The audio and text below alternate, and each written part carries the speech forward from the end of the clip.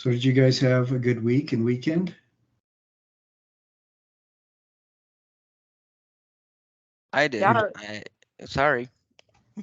What was that? Oh, you're good. Go ahead. I did. I was practically working all week. Oh, good.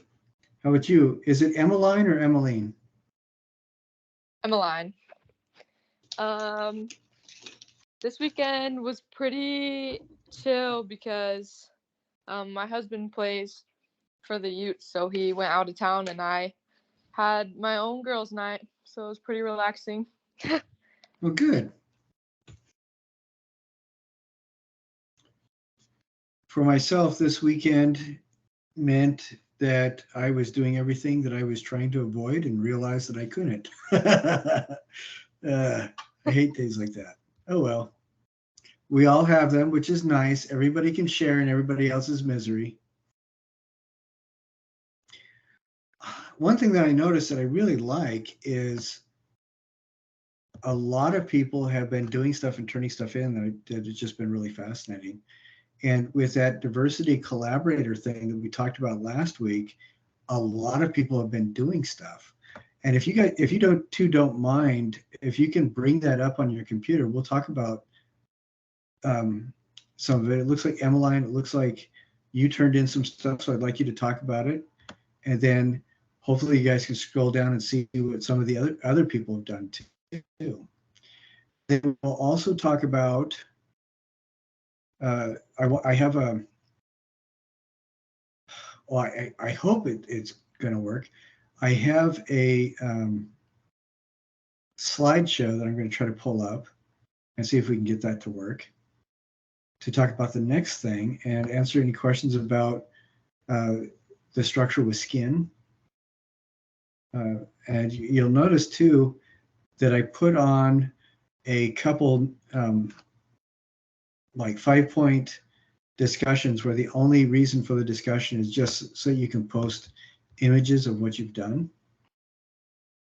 And I thought that would be good so that people could share what they did. Let's see if I can. Now I'm looking kind of scowling a little bit and looking kind of concerned because I'm trying to find where that slideshow is.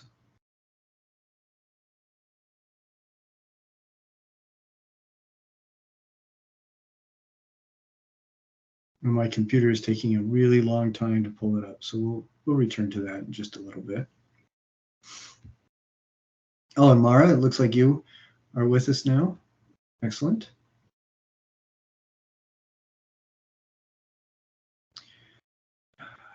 Sometimes Canvas doesn't seem to link to things really well, or sometimes it'll link and then you'll go back later and it doesn't work, and then you go back again and then it does work again.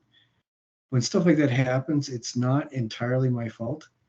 I go through and try to make sure that everything works, but sometimes it just doesn't want to work. And I don't have an answer for that.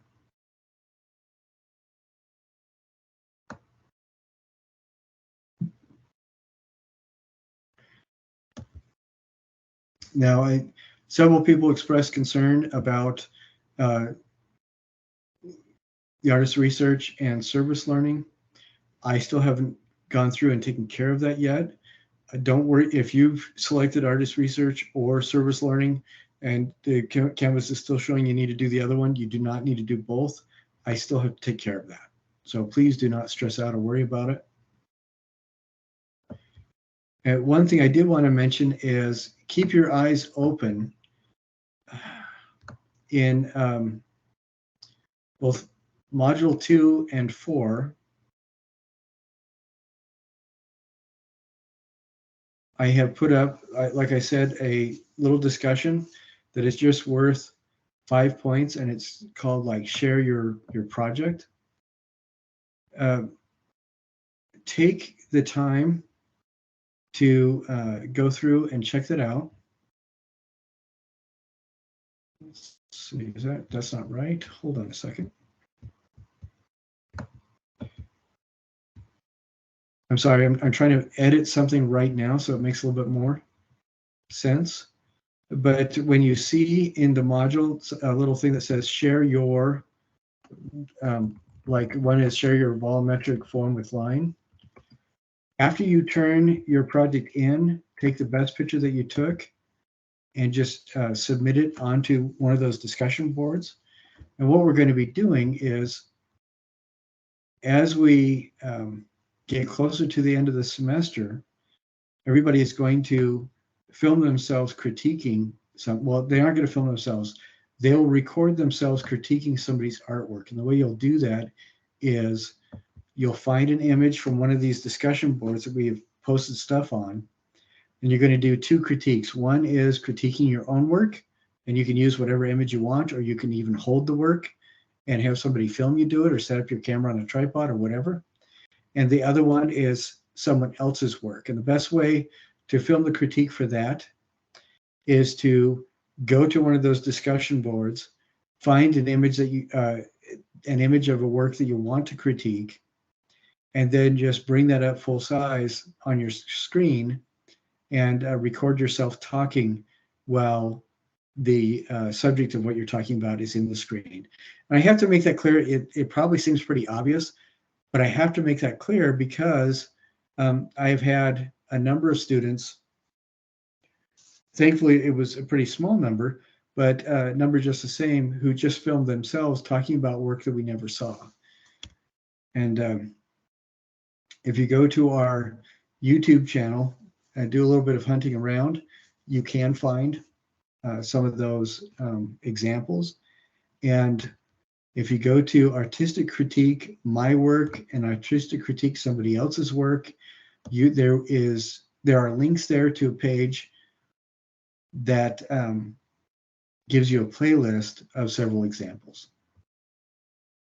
So what I'm talking about, oh, Emily, good.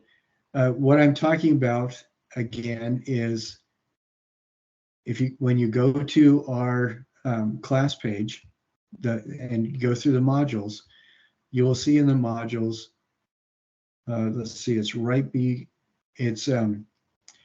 in between module 7.8, artist research or learning, service learning, and module 2, defining volumetric form with line. It's right in between those two. It's a short module saying applying the tools of artistic critique, and everything on it is due December 8th. The reason why I'm bringing it up now, and I will probably talk about it every week we meet, is because it is so much easier on you if you do these as soon as you can in the semester. So if you can get these done before the end of October, then it'll make your semester an awful lot easier. This is something that a lot of people stress about way more than they need to. And if you would like, I will give a demonstration of an artistic critique just so you can see how that works. Would you guys like that? Neil? Sure. Okay. Let's see. I'm going to adjust this a little bit. All right. And I'm going to find a random object. Hold on just a second here. I'm going to, through the magic of TV, I'm going to grab something. Okay, here we go. Can everybody see this? You don't have to see it really well. I'm just going to demonstrate what we're going to be doing. I do. Okay. Can everybody else see this? Yes. Okay. What is the first step of the tools of artistic critique? What's the first tool? Analyze. That's the second one. What do we do before the how it's made?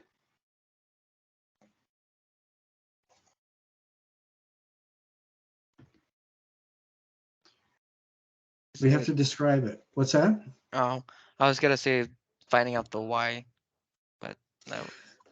The steps go through. We are looking at the object.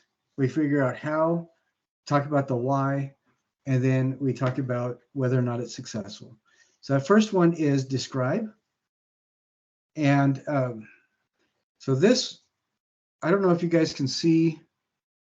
Oh, let's see. I'm sorry. Put it too close to camera and the camera freaked out. What I am saying, this object is made out of leather, and it's made out of several triangles, and each of the triangles are about 2 inches on a side. Each of the triangles has a number in them, and it looks like the triangles are stitched together. So it's pretty stable. And then if I pull a string on this,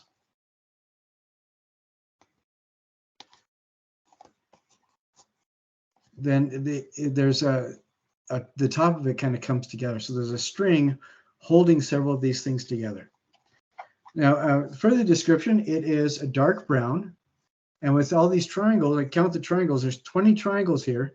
So I know that this is an icosahedron, or a 20-sided ball, essentially. It also smells like it's real leather, and it looks like it's designed with the way that this string comes out. It looks like it's designed to be something of a carrier object, object used to carry something else. So that's the description. Now, Nick, what's the second step? One's analyze. Yes, exactly. Now I'm going to talk about how it's put together. Okay, so I described that it was looks like there's stitching on the edges. It looks to me like that is also how it's held. This appears to be, like I said, out of leather. Each of the triangles have holes punched along the edges all the way through. And there looks to me like a waxed linen thread. It doesn't look like it's a leather strap, but a waxed linen thread that, with traditional tying techniques, is sewing each of these panels together with an X stitch. So it's pretty stable. It's pretty sturdy. It looks to me also that on each of the faces where I see these numbers, the leather has been stamped with something and then painted to make those numbers stand out. I can also see that somebody took the trouble to put grommets right here on the 5 triangles that are at the top, so that the strap can pull through them. And everything is constructed well enough that it looks, even though it's a little bit floppy, it is still pretty sturdy, that this can definitely be used as a pouch of some sort. It looks like the edges are really clean. So the leather was either cut with something very sharp, or the triangles were die cut out and stamped out. All right. So what is the we could probably go further, but I answered several of the questions that we have on that sheet about how this is made. Now, I want to talk about why. What do you think that this is used for? And I'm sorry, what's the name of that third tool of artistic critique?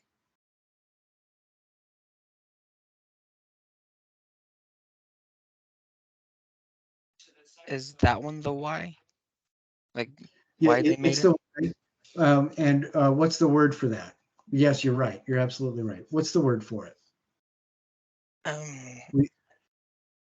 I'm not.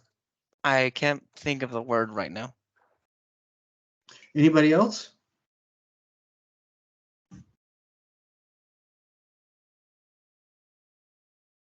We have describe, then analyze is the second step.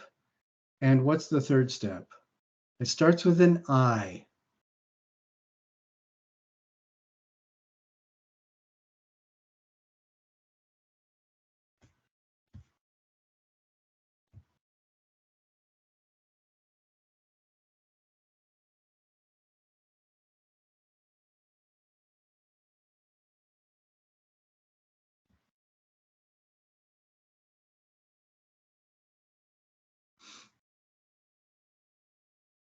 Can Emily, or Neil, can any of you, do any of you remember what the third step of the tools of artistic critique is?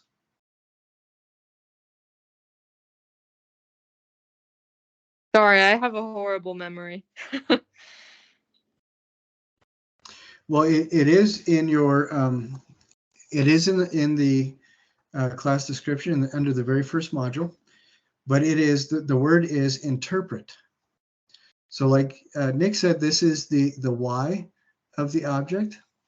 Now, looking at this, the fact that there's 20 sides, that all the sides are regular and it's designed to be an icosahedron, and all the sides are stamped with a number on them. The number is not important to the volume or the shape or the structure of this object. So the number is an embellishment. I think that there has to be some correlation to the y, between the y of this object and the number. It reminds me an awful lot of Dungeons and Dragons style dice. It looks like it's supposed to be a large dice, but it is designed to also function as a pouch. So I'm thinking that this is a dice pouch or a little product pouch for somebody who enjoys Dungeons and Dragons. And it's done out of leather to kind of give that feeling or memory recollection or connection somehow with LARPing, live action role play. It also feels to me that with the leather and the stitching, it's designed to feel a little medieval. And so it lends itself to further the fantasy of gameplay. So I think that's probably, but it's also designed to function and something that you can probably use every day as a pouch to just carry your keys and stuff like that too. Now, does anybody remember what the fourth step is? Fourth tool.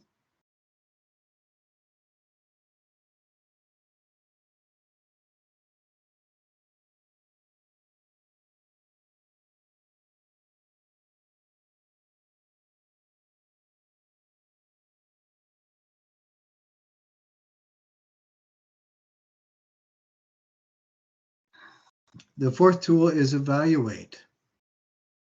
So those four tools altogether are first describing what is it. Second, analyze.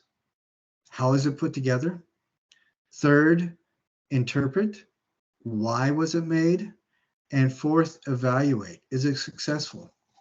Now, if the only intent for this is a pouch, I think it is successful. It looks like it holds up, and it definitely creates a stable volume, so it can be used as a pouch for something, as something as kind of a fun addition to gameplay to get you in the mood for playing a fantasy game. I think it's successful in that realm as well.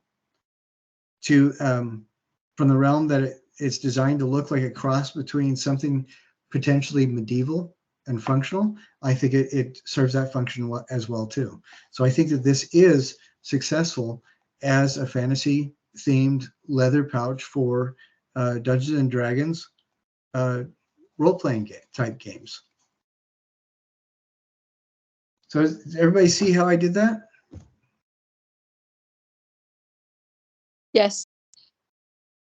And as we go through, it's not going to take you any more than about 3 minutes. And you can pull up an image on the screen and record just your voice while you're making a video of the image on the screen and talk about somebody else's artwork like that or your own. So everybody will need to do 2 of these, like I said, about 3 minutes long. When you go to that assignment module and look at go to the first page on that assignment, in that assignment module, you will see towards the bottom of the page a link to a playlist that gives several examples of how people have done this. So that will help you. And you will notice that it's very rare that anybody goes over about 3 or 3.5 minutes. And that's all you need to do. I would say between 2 minutes and 4 minutes would be a really good range to work with. Any less than 2 minutes, you really haven't taken a lot of time to talk about all 4 of the tools. And anything over 4 minutes, you're probably taking a little bit too much time talking about it, because we want to be able to share this with everybody. We don't want everybody to be bogged down with it. And I also don't want you, as you're doing it yourself, to get too incredibly bored. It's okay to be significantly bored, but I don't want you to be too incredibly bored. And then in about 2 weeks, I think, I am going to be asking for volunteers. And again, with the 4 tools of artistic critique are: first, describe the what; second, analyze the how; third, interpret the why; and fourth, evaluate. Does it work? Is it successful? Now, arguably, we could talk a little bit about how art works. In one of the quizzes that you have, it asks for the difference between fine arts and applied arts. Does anybody want to take a stab at talking about that? What is the difference between fine arts and applied arts?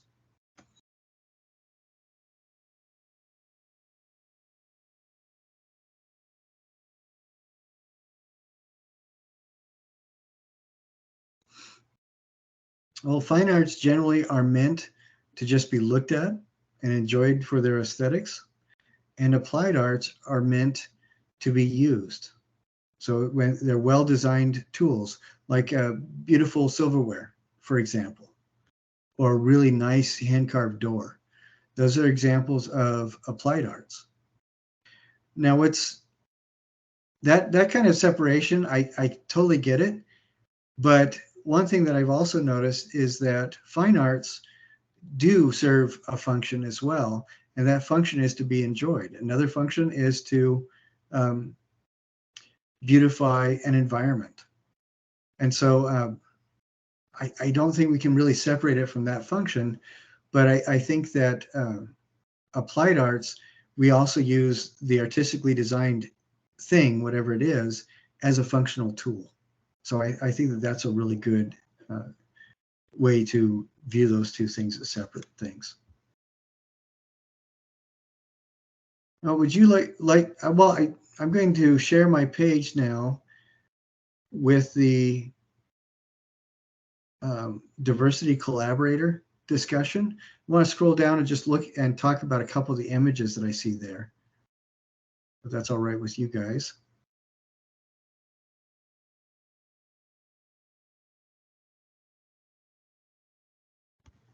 All right, can everybody see this? Yeah. All right.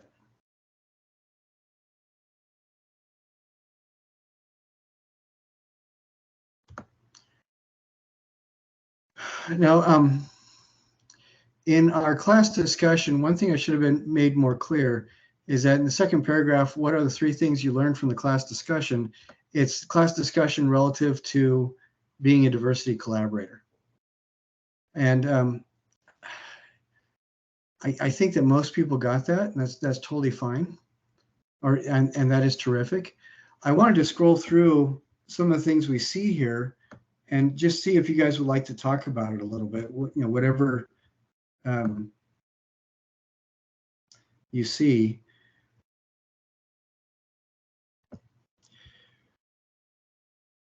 When we look at this, okay, it looks like Emmeline picked a piece that is from, it looks like, is that anti-Japanese war propaganda from World War II? That certainly looks like it. Yeah, go down it this. is. Okay, all right, excellent. And then Evan Raymond found a really famous painting by Norman Rockwell. Does anybody know who this is?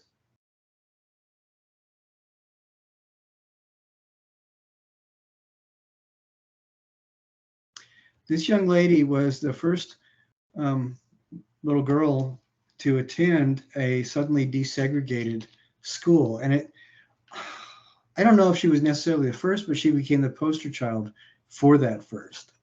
And what was interesting about it is that she became a national phenomenon. What is really disturbing from our perspective now is looking back at this time, people were still doing this separate but equal, perfectly legally sanctioned separation of races in the public sphere in several parts of the United States. And even though that was only legally supported in some areas, of the United States, particularly in the southern states, it was pretty much recognized all around the country, where you would have different facilities for people that look different. And when they say separate but equal, that was, that implies that the two different things, like two different drinking fountains, were identical, and that was not the case at all. In 99 out of 100 cases, if there were separate but equal drinking fountains, for example, the one for whites would be well maintained with clean water, and the one for blacks would not be. And these, they're both groups of people are supposed to be Americans, but they were treated quite differently. So I think that's a really good painting to illustrate that.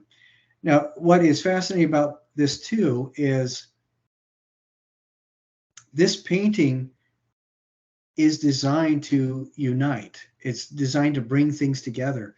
And I love that, where Norman Rockwell is making a monument out of this situation.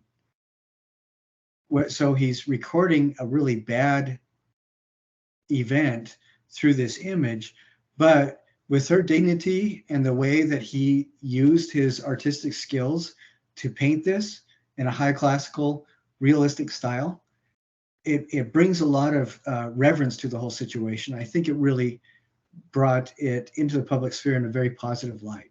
So that's an excellent example. Oops.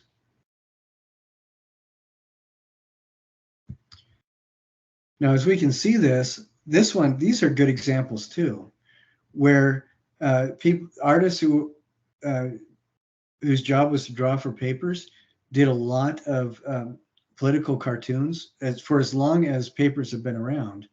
And we can really see, this person has selected this image, we can really see how art is intended to divide.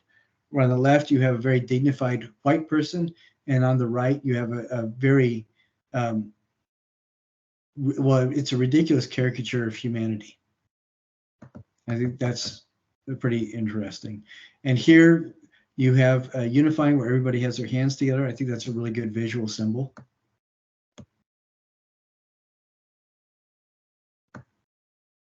So I think everybody did a really great job of really finding examples for bad and good for this.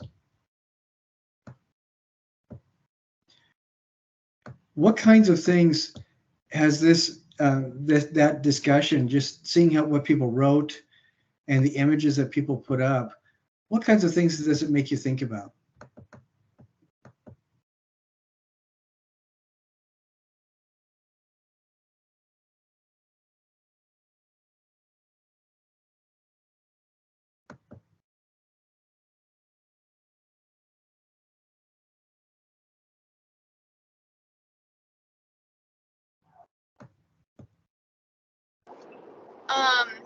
Sorry if this is hard to hear, I'm in the car, but for me, I think that when I was looking at a lot of the posts, a lot of the dividing artwork that I saw that people posted was like from the past, when like even it was like super dominant in the past, segregation, but like even today we still encounter segregation. And so I think it was just interesting that like most of the art that people found was like so far in the past, and it was harder to find more present day art that showed the dividing aspect, because I feel like it's not shown through art the same as it used to be. Yeah, and I think there's a lot to that. And one of the things that I hope is going on is that there's fewer examples. That's not true, but well, that might be true, but I'm hoping that that's why it's more difficult for us to find the art, because there is fewer work being done to, for lack of a better term, celebrate the divide. I think a lot of work that's being done, artwork being done now, is to point out to people that stuff like this still goes on. So I think that's a really good observation. Now, I like this. I'm sorry, I cannot remember the name of this particular actor. I think it's William Koenig. who was hired to play Lieutenant Chekhov in Star Trek. Gene Roddenberry in Star Trek, its second season, Captain James Kirk and Lieutenant Uhura. Lieutenant Uhura was played by Michelle Nichols, who was who didn't want, like, after the first half season, she wanted to quit and pull off, but she said that Martin Luther King, Dr. Martin Luther King, took her aside and said, "Michelle, you have no idea what a powerful force for good you are in this Star Trek series. You need to stay with it." And she did, and she was in all the films until she passed away. But Star Trek is a really good example because, like I said, Gene Roddenberry got death threats when in the second season, it was the first on-screen biracial kiss. It was between the person who played James Kirk, William Shatner, and Nichelle Nichols. They kissed in one episode. And Gene Roddenberry said that the best letter he got was from somebody who was in the Ku Klux Klan, who said, "When I first saw this, I was so disappointed. And then I realized that if, a red-blooded American boy like James T. Kirk could kiss somebody like this, then it must be okay." And Gene Roddenberry shared that person actually left the Ku Klux Klan in part due to Star Trek, which I think is kind of cool. And then we look at some more examples of propaganda. And I think I like this because these are both from World War II, where one shows very negative stuff, stereotypes with enemies of the US, and then one shows people divided or socially divided actually working together. And about 20, 30 years after World War II, you started hearing the phrase, "the only color in the Marines is green." And it's really interesting for me to see the difference between the view of different people in the military during World War II and how different people are in the military today. That's very interesting to me. So I really like a lot of these. Anybody else see something that really stuck out in that discussion for you, that impressed you?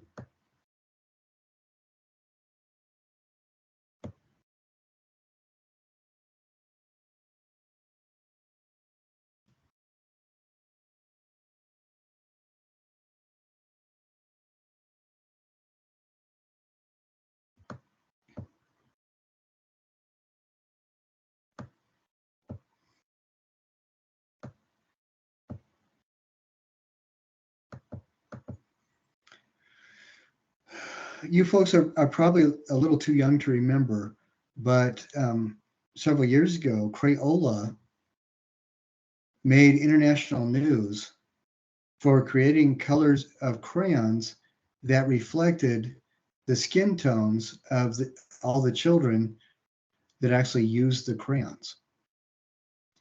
With the crayon that was labeled flesh, what color do you think the Crayola crayon was that was labeled flesh?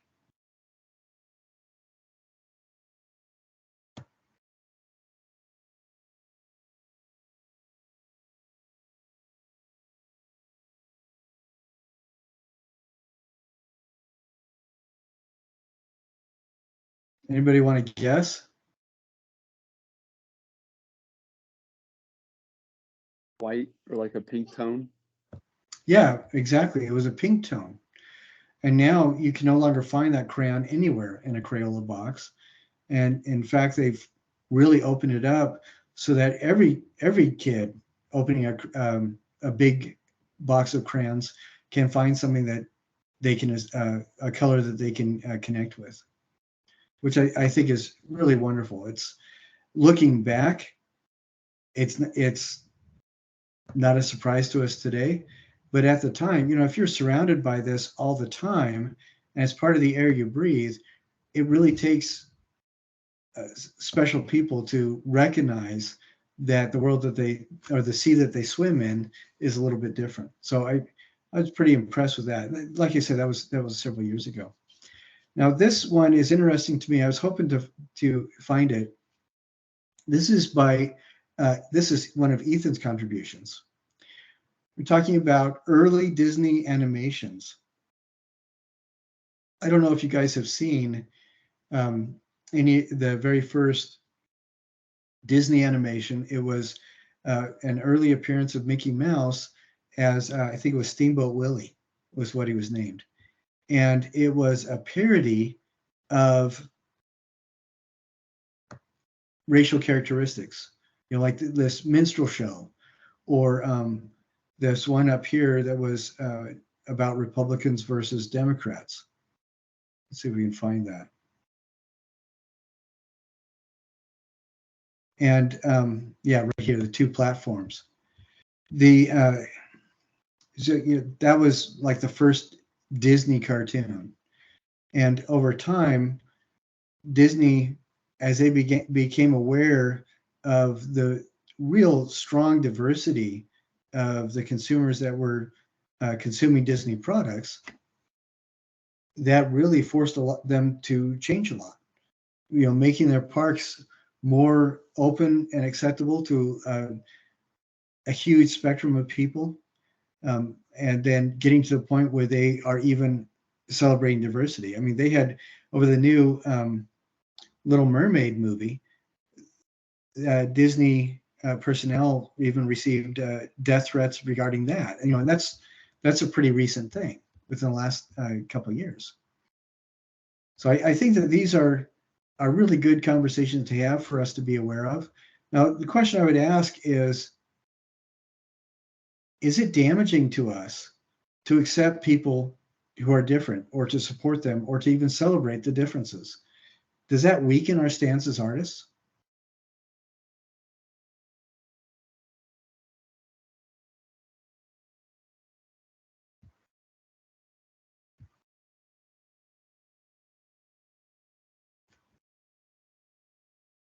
Or does that weaken our work? What's that? I think it strengthens it. I think once you have an understanding or an acceptance of different lifestyles, or, you know, where people have come from and what they've gone through, only expands our ability to tap into something that we couldn't before. I think you're right. And I think the more we are in the frame of mind where we can support the people around us who are different, you know, the closer we get to that state, that only makes it better. Real art is never jealous. I mean, it's because everything that we do is uniquely our own thing. And every voice is equally as important as every other voice, particularly in the realm of art. We create art because there's a need to communicate, and that need should always be expressed in the voice of the person who's communicating, and that's where the most authentic and the richest art comes from. So I think, Neil, you're absolutely right. There's being aware of that does not weaken our own situation as an individual artist. Now, saying that, do you need to agree with people that are different than you or have different views? No, not at all. No, absolutely not. There is no reason that you should feel forced to agree with people that are different. And it's perfectly fine not to agree.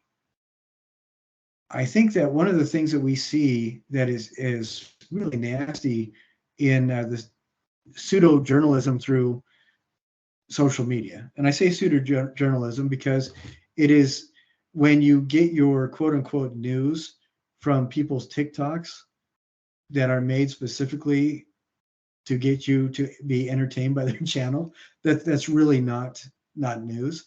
But the sad thing is, when people see the clips and stuff that are being reposted on social media, that's what they accept as news. And I think that one of the things that's really sad is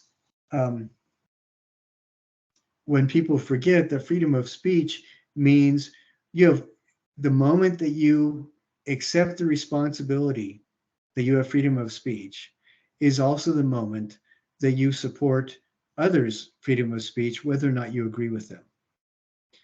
And that doesn't mean that you have to argue on their behalf outside of supporting them in their right to have and express their own opinions. And so when we are dealing with supporting people who are different than us, that shouldn't even imply that we agree with them completely. We don't need to. That's not the point. What we are supporting is the fact that our fellow human beings also have an urge and a need to create and make stuff, and we are celebrating their right to do that. And that's it. I think that one of the trends that I see in social media quite a bit is people trying to shame others into silence who don't agree with them, and that's completely inappropriate. I think, as artists, if we want to display, we have to be mindful of who our audience is. But fellow artists other artists will have different audiences that they are working with as well.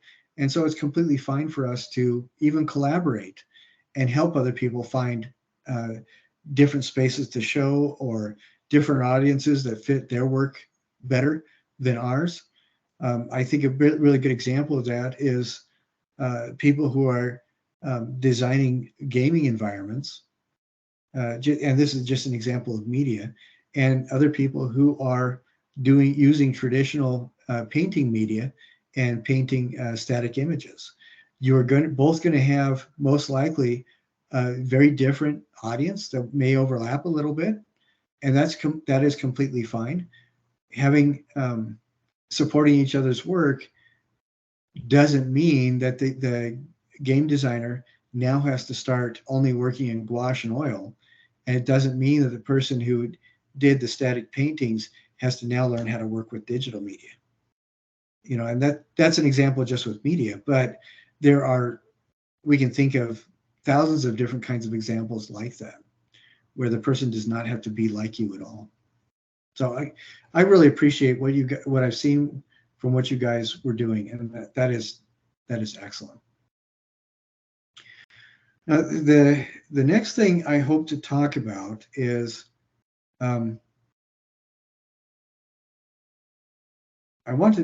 we talked about structure with skin last week. Would you guys like to talk about that more this week?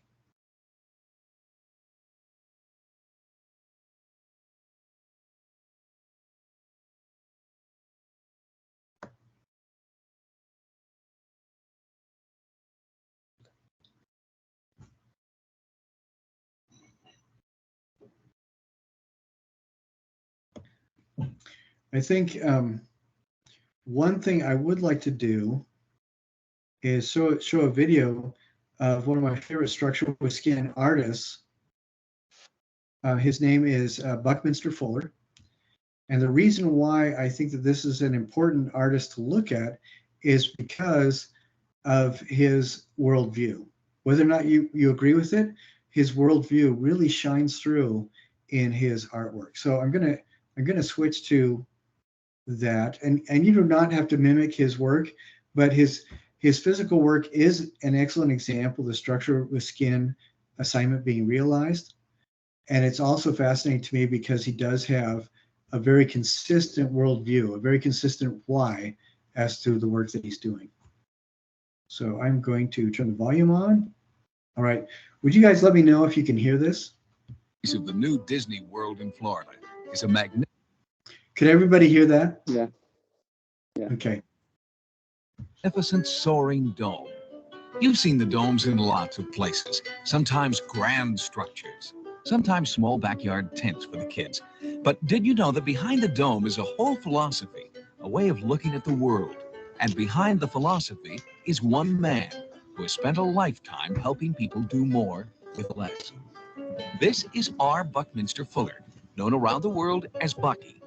Now almost 90, Bucky Fuller is a cult figure to some. He's been called the Earth's friendly genius, while many folks have never heard of him. He has one of the longest entries in Who's Who. Have you guys ever heard of this guy before this module?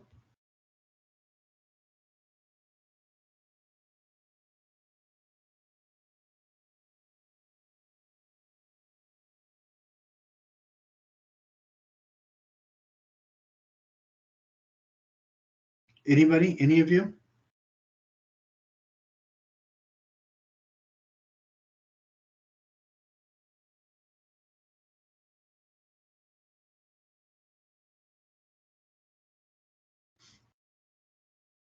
He began as he was just a regular kid who played football, and he started applying his creativity to the world around him. He created this I think it was the Dynamaxium people mover. It was a three-wheeled car that was incredibly ahead of his time. But then he also started designing structures for people to live, to build and to live in. And let's see, we can, yeah, right here. He started working with domes, and then after domes, he was really infatuated with the idea of the geodesic dome, where triangles are used to make up the shape. What's fascinating about this is that the triangle is, or the way, I'm sorry, let me back up a little bit. The thing that's fascinating about this is that the way it's designed, it is the only dome structure in the world where it gets stronger the larger it is. And one thing that is really amazing about this too is he created a map of the world, and we'll get to that. Let's see if I can find that image. This map that he designed of the world using those triangles and that geodesic dome kind of outline is the most authentic flat mat designed. It's the closest to reality. And one of the things that I really like about it is that way it's put together, you can really see that most of the continents are relatively close to each other, with a huge spread of the Pacific Ocean. And so he used this as a demonstration to show that all of humanity lives basically on one gigantic island. And I think that that's really interesting. But I recommend going through this. Like I said, the thing that's fascinating to me about this is his worldview. And then there's also the next video for the Buckminster Fuller also shows some of the structures about him. But as you go through each of those things, I'm hoping that you take the chance. I don't know. Have you guys already seen all those videos?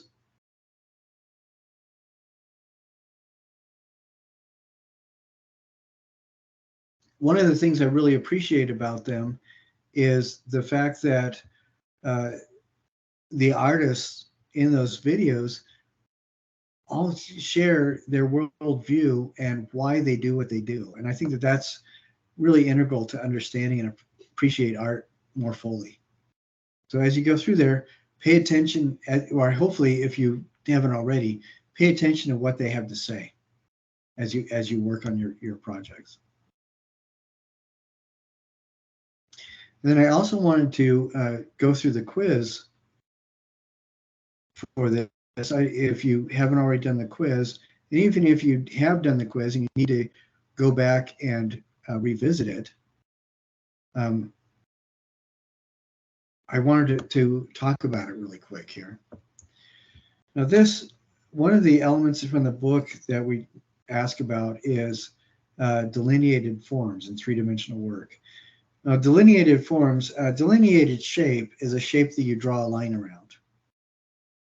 So can anybody answer the question, what would a delineated form be? And you have to draw a line around it.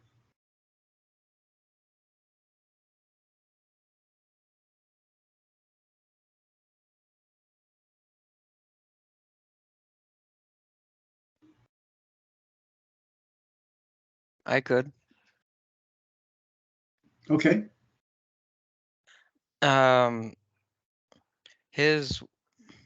My Better Half by Adam Thomas. Uh-huh. And Opposites Attract, its name basically. The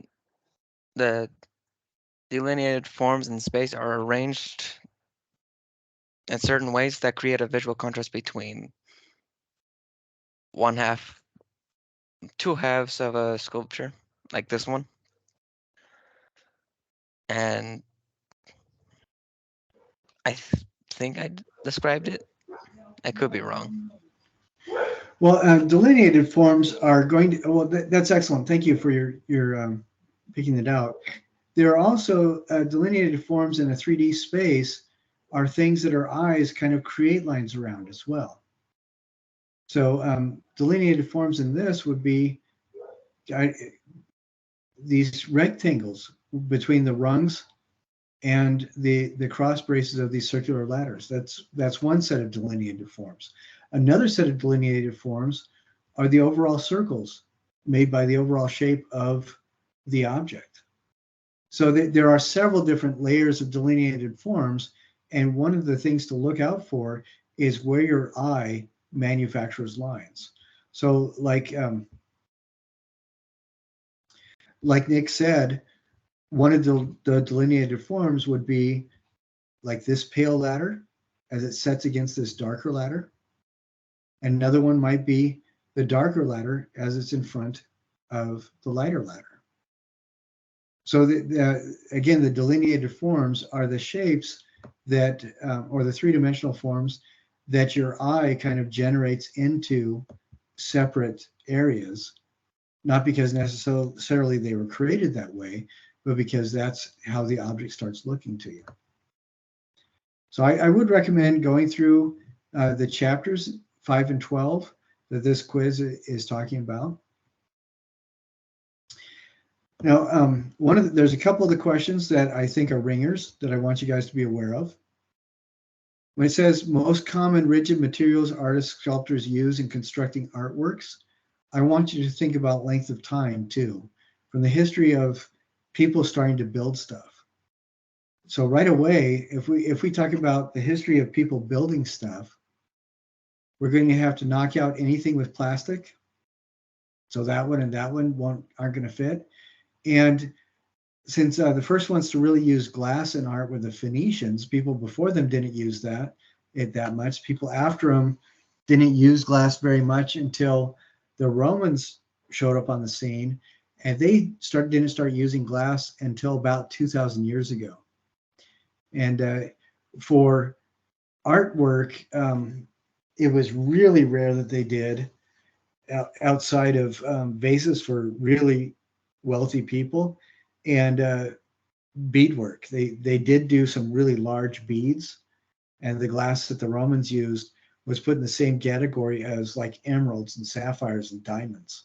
So it was really a rare material. So that leaves us, just through the process of elimination, that leaves us with the second answer there, with being the two most common.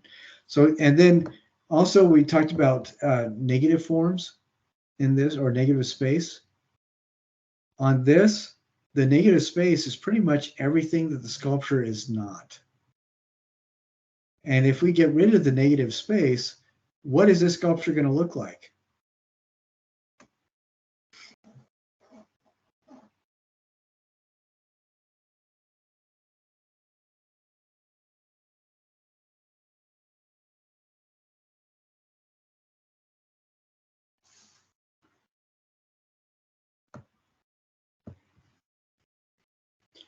One of the negative spaces is this area here that kind of delineates that arm.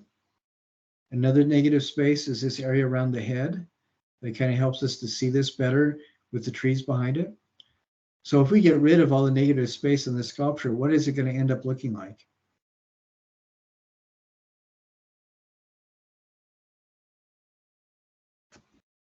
A white, scary-looking monster. It's going to essentially be a white blob. You're not going to have any of the detail or any of the eyeline activation or sight activation. Yeah, absolutely. We talk about here in question number 6, you have 3 different sculptures to look at. You only have to pick one. Doesn't matter which one you pick. What you do need to do is talk about how that sculpture activates space.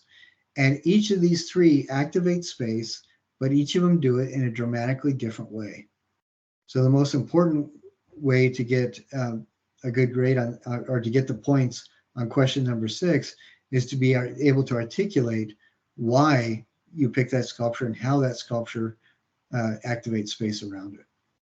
So I think that as long as you are referencing the textbook and you have that like in your lap or open in another window, if you're using that archive.org website, then you'll do really well in this quiz.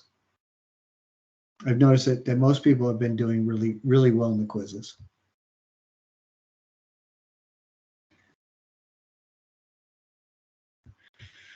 Let's see. Okay. I do.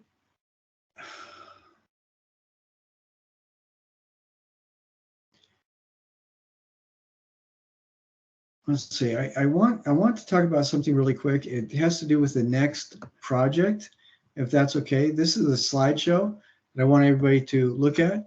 It's a slideshow that deals with something that we as artists work with all the time, the idea of abstraction. Okay. And I want to go through the slideshow. We have enough time to visit it, and then I would like your reactions if you guys are interested. Well, I would like your reactions if possible. So let's see. I'm going to share this. Let me know if you can see the first image.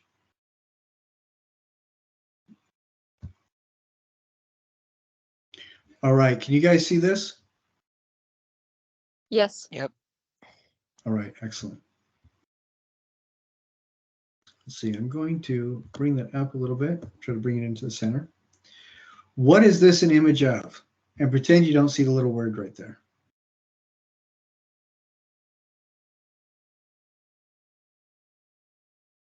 A tree that's changing its colors from natural to autumn and fall. Right. Yeah. It's transitioning into fall colors. Excellent. Would you say that this is more naturalistic or stylized? Because of how bright it is, I would say it's not natural. It's like stylized. It is a little bit stylized. That's for sure. It's a painting after all. What we can see is this does reflect a lot, or very similarly to how we see trees. If we're going on a drive and we look out the window, this is very easily recognizable as a tree. Would you agree with that? Yeah. Yeah, I would. Now we go to this. This slide is a presentation. This is also very realistic. This is from the Hudson River School of Painting, early 1800s United States. And what is amazing to me is that these pictures, these trees, they are kind of stylized in the same realm as this one, where it feels a little bit fuzzed out, kind of, but it's stylized on the realm of making the whole atmosphere feel romantic. You know, there's a little bit more romance to it. And I imagine that the artist placed them in just the right spots, so it added to the drama and framing of the image. But this still fits very comfortably in that realm of naturalism. You know, we can see a very strong correlation to what we could see looking out a window or walking on a forest path. Now, if we go down to this one, do you think this one is more stylized or naturalistic?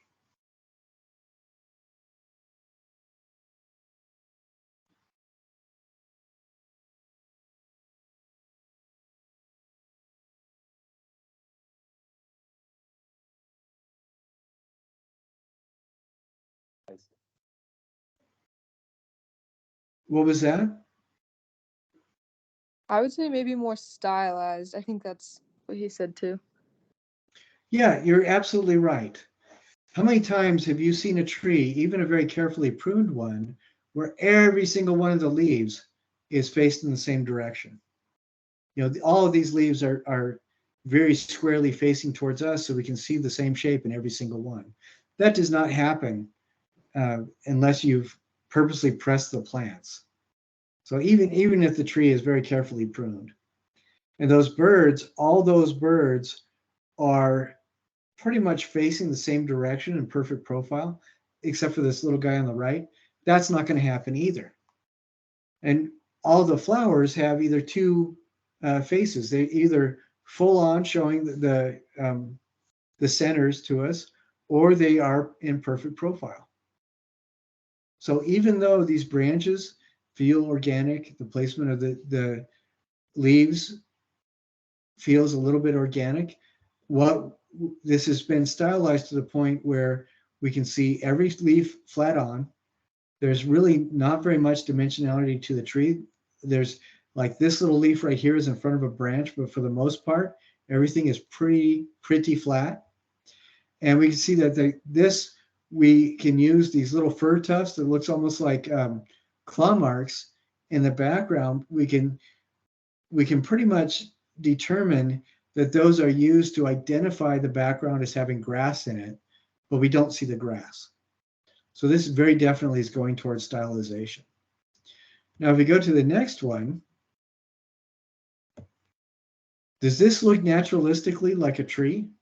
If you looked out your window while you were driving and you saw this next to the road, would it freak you out, or would you accept it entirely as a natural tree? It would freak me out a bit.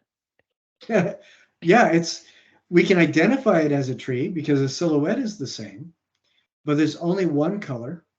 The silhouette is simplified, and we can identify it as a tree because convention leads us to recognize that it is a symbol for a tree. I believe this is the state flag for New Hampshire. And but we can tell that this is stylized even more. It's drawn away. And this is where we really start seeing the difference between abstraction and relative realism is. Here, the trees still feel very organic. They feel that there's life to them.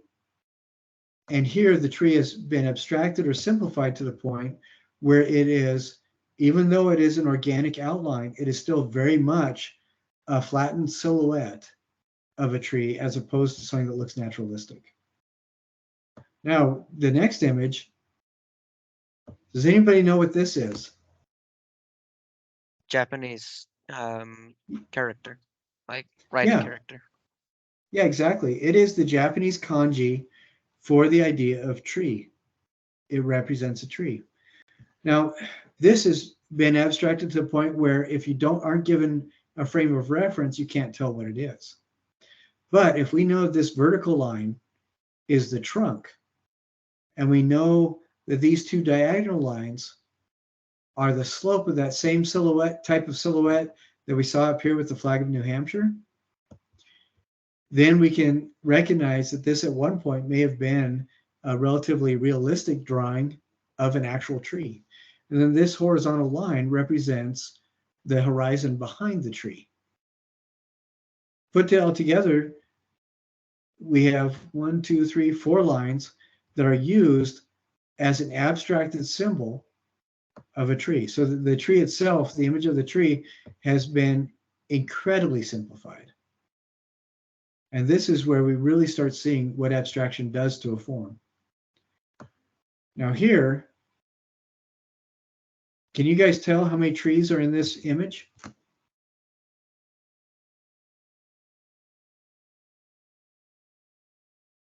Maybe 2? Yeah. But what's the indicator that it's a tree? I'm going to say that the only thing that really indicates this as being a tree is this vertical line of green paint, and then the secondary vertical line of green paint. Would you agree with that? Yeah. Yeah, and it almost reads as just a splash of paint that happens to be vaguely reminiscent of a tree. It's not much of a tree at all, is it?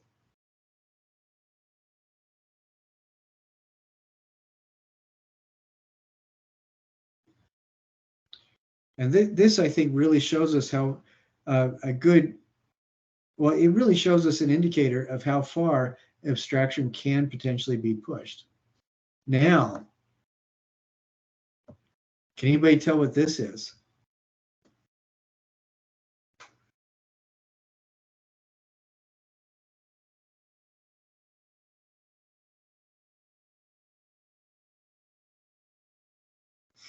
To me, I w- sorry. what? Go ahead. Before I continue, are we still like looking for like a tree, or is it a different subject or question? Nope, it's the same thing. Okay.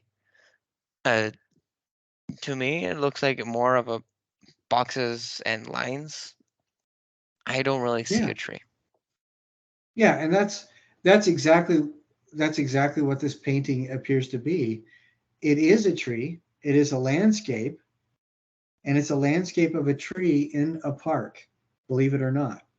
The painter's name was Pete Mondrian, and he lived at a time where people could actually get all the way around the world traveling in less than 3 months. So people moved ridiculously fast. And this is from his perspective. All right. Um, we're looking at a time when electricity could send a message across cables so that you could talk to somebody across the ocean in real time instead of having to wait months and months for a letter to get back and forth. At this time period as well, so many people were riding bikes and so many people were riding trains that several people were really concerned that the world was falling apart because people no longer had any time to spend with their families. Everybody was rushing everywhere. And if you can imagine that at this time, public transportation, uh, the top speed was usually right around 20 miles an hour. Looking back, it's almost humorous to us. But as a way to process this world, Pete Mondrian would take landscapes and he would just draw horizontal and vertical lines to demonstrate where the landscape areas were. And he simplified the colors of things to the point where everything was either white or one of the primary colors or green. And that's it. Now, so this is a really good example of another kind of abstraction, even more abstracted than this other image right here. Now in these vertical lines, they're used as framing devices, of course, but they also represent roads going around either side of the park. This horizontal line up top represents something like clouds and the sky. This horizontal line right in the middle represents the horizon. And then these horizontal lines through here represent different paths inside of the park. And this blue square then becomes the tree. And what's fascinating to me is that even though we know what this is supposed to be, it is abstracted to the point where we can't even tell what it is. If I didn't tell you that it was a tree, would you ever believe it?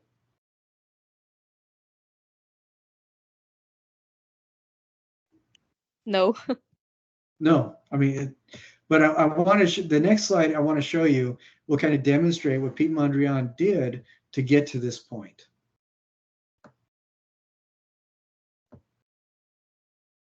All right, so this is a painting that's very reminiscent of this previous one we looked at, but all 6 of these paintings are of the same tree. Can you believe that? So here he's doing it in a very standard Impressionist style. We're familiar with that. We know what Van Gogh's work looked like.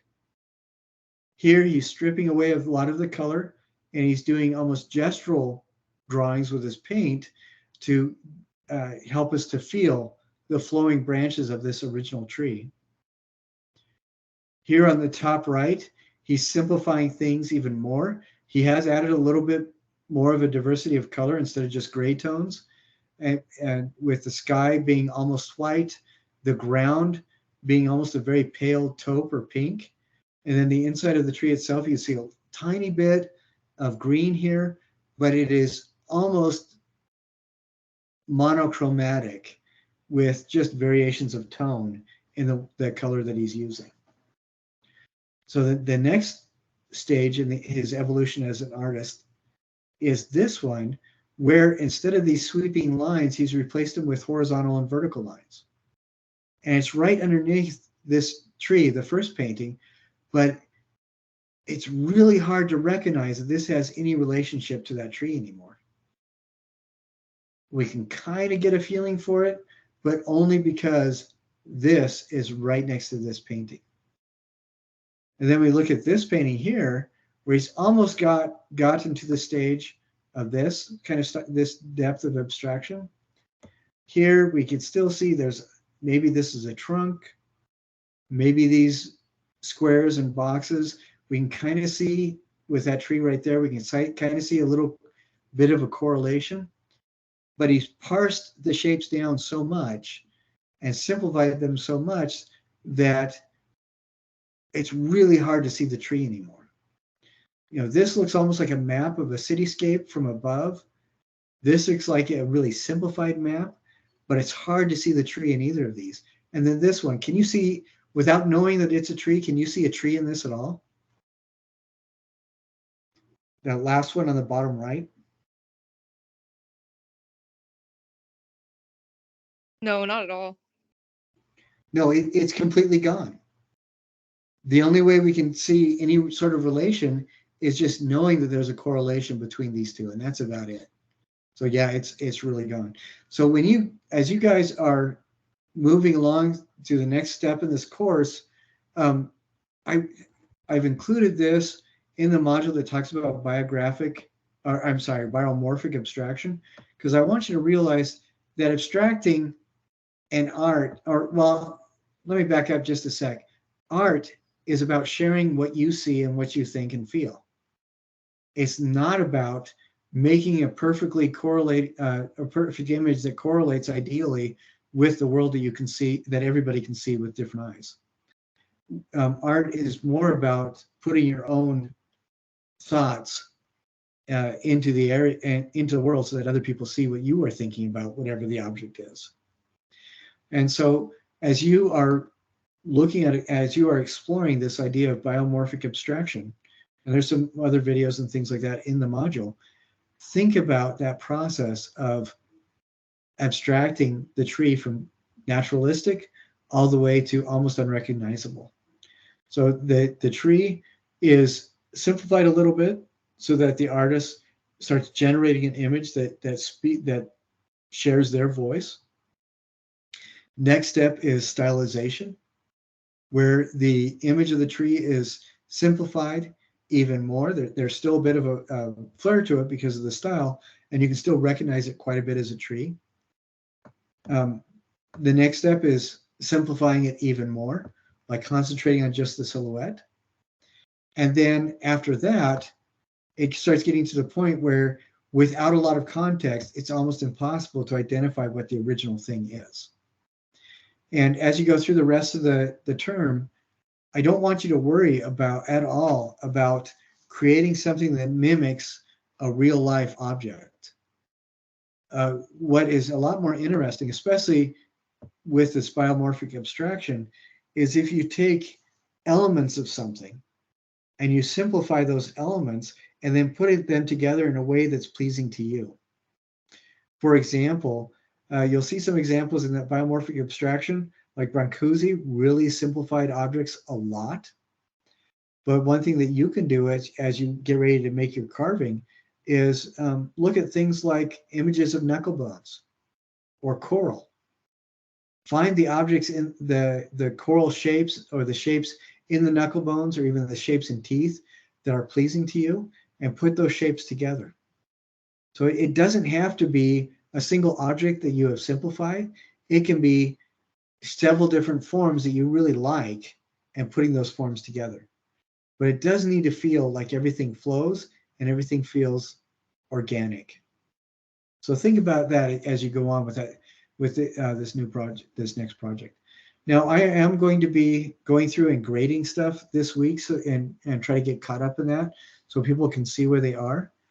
As you are going through this course, remember that if there's a 0 that shows up, it's a reminder to turn something in, or to turn the correct thing in, or to look at the notes that I've made. Sometimes people have turned in files, HEIC files. My computer does not recognize those, which is kind of silly because it's not a very old computer. But if you get a 0, just look at what I've written, and sometimes that's a reminder for you to turn things in, and sometimes that's a reminder for you to put the right file in. And every once in a while, somebody will accidentally turn in the wrong assignment. And so I'll make a note there too. So pay attention to how Canvas, or when Canvas tells you that I've graded something, and then see if the grade is for the right thing, or if something happened like the wrong assignment was submitted. But I am working on that this week, and hopefully by the end of the weekend, I will have everything up to date and everything graded. You know, don't hold your breath, but I am working the best I can to get that done. I think one of the problems that I have as a teacher is you guys are producing really interesting stuff, and I get lost at just looking at it and reading what you've written. So I should divorce myself from what I see a little bit better so I can grade more dispassionately. All right. But did that slideshow help you to understand a little bit more about what abstraction is? Yeah, thank you. You're welcome. And hopefully next week there'll be some more questions that you guys have and we can talk about it more. But I'm thinking next week and the week after, I will start asking for volunteers to generate those artistic critiques. And I wanted to cover something again really quickly. Critique, for most of us, we get this feeling that it's somebody pointing out all the flaws and mistakes we've made so we can do it again better. That's not what critique means at all.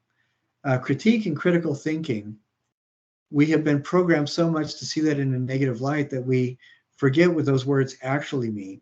They actually mean essentially looking at something and thinking about it with intent. You have an agenda that you're processing in your mind, and you're looking at something on purpose. And that's why we have those 4 different tools. Describe, which is the what. Analyze, which is the how. Interpret, which is the why. And the last one, evaluate, which is it successful? Those 4 tools, we are using them specifically as we look at art, but they apply to absolutely anything. I don't know if you remember a while ago as I was talking about what art is. Art is when we build something or create something or do something that did not exist before, as we are actively engaged with something beyond our present self to help us. So that can mean inspiration. That could also mean opening ourselves up to seeing what the medium or material wants to do. And that can also mean opening ourselves up to adapting to how the material is responding or the environment. Examples of this would include if you're farming. You start, after a while of farming, you start getting a real good feel for what the plants need and what the soil will do. And that helps inform how you do your farming. If you teach kindergartners, a lot of the times you're not going to be responding to the medium because they're human beings, but you find that you are adapting yourself to the needs of the children that you're working with. And somebody who drives a race car, if you listen to any interviews with them, they will talk about how the road feels as their body processes it through the layers of the tires and the vehicle that they're sitting in. All those things help a person to create or build or do something that didn't exist before. And then art becomes either the object or the evidence of that kind of activity. So, art is incredibly broad. It doesn't have to be a painting, and it doesn't even have to be something that's visual. So that's something to think about, and I hope that's something that you can carry with you too. So do you folks have any questions for me as we wrap things up? I have a quick question, and excuse me if this has been covered, but I was looking at the assignment structure with the skin, and I was wondering, I know we talked about it last week, but I couldn't remember what we decided, if we use the wire structure or if it's a completely new project. Well, you've gotten a lot of little sticks in your kit. And we had talked about that last week. I think it should be its own thing. You have time. And if we need to stretch out the due dates on this, talk to me next week and we'll stretch out the due dates. Okay. I think that, and we can even talk about other things that you can use too. There are sticks in there, but we also talked about some of the different kinds of materials that you can use last week that are creative, like putting this together, building it. You can, I would recommend not using noodles, but you could use toothpicks, you could use skewers, you could use popsicle sticks. A lot of those things are good. Straws are even good. People, I think I mentioned last week, I don't know if you remember, somebody who was using squares of paper that they rolled up on the diagonal and made it with that. Putting it together, you can put it together with things like string. People have used string. They've used bubble gum, believe it or not. Gorilla Glue is a really good one. Rubber cement, and then wrapping that with ribbon or thread or like really thin yarn even. People have tied it together with yarn before. And then using, for the skin, I have seen people do really amazing things where people have used on the same sculpture, they've cut out areas, pieces of paper and glued that over it to, over some areas to make skin. They've also used saran wrap that they shrunk a little bit with a heat gun. They've also used silly string and wrapping that back and forth to so that it sticks to itself and makes something of a skin that way. People have also used yarn or strips of paper to weave something together. Then they'll glue the back of it and cut out a shape and use that as the skin. The important thing is when you're done, we need to be able to see both the structure and the skin and how they relate to each other. So the skin isn't going to cover the entire thing. I would recommend covering half of it or less with the skin that you make, and you could do all sorts of different things with it. Did that help with that question that you had? Yeah, that helped a lot. Thank you. Okay. And like I said, if I start hearing from you guys over the next couple of days that you need more time on this, let me know, and I will extend the due dates and move everything back a bit. Okay? Okay, sounds great. All right, excellent. Any other questions? I do for the peer critique. I wanted to ask, could I use artwork that I've made in the past? I would prefer that for the application of critique. Actually, no, I wouldn't prefer. You need to use objects that have been either made during this semester or that other people have made this semester, other people in the class. So not bringing some, I don't want anybody to critique something outside of the class, like a famous piece of artwork or a sculpture that you see. It needs to be something that's been done by somebody in this class or by yourself taking this class. All right. So I think that would be really interesting. And if you you could practice, I guess, but I really would like you to, when you do your critique on an object that you make for this class. All right. Okay, Nick? Yeah, I just asked because I have I think like a big old sketching board that I created a stipple drawing on. And that's why I wanted to ask, because I created it for another art class. But I think I have an idea of how to like copy it, so to speak. Well, and I think one of the big things is that this class is a 3D design class, and I would like people to, when they do their critiques, they need to be critiquing a three-dimensional object within this class. And so, and I think I may have written, but that's a really good question. I appreciate that question. Thank you. And let's see.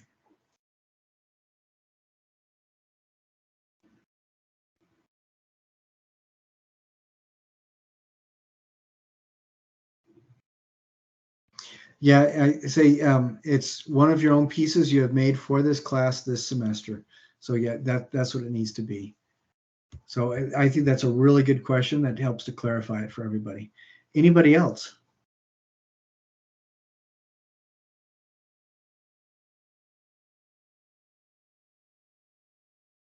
All right. Well, if there's no other questions, I hope that that helps everybody to understand where we are right now in this week.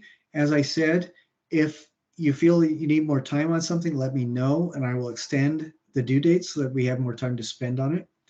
This should be a project that, or all the projects should be things that you enjoy. And I will also be working on grading this week and try to get as much of that done as possible before Sunday night. So be on the lookout for that as well. All right. In the meantime, I hope you guys have an absolutely wonderful weekend and week until I see you again next week. All righty. Thank you. Thank you. Have a good weekend. Thanks. All right. You too. Bye.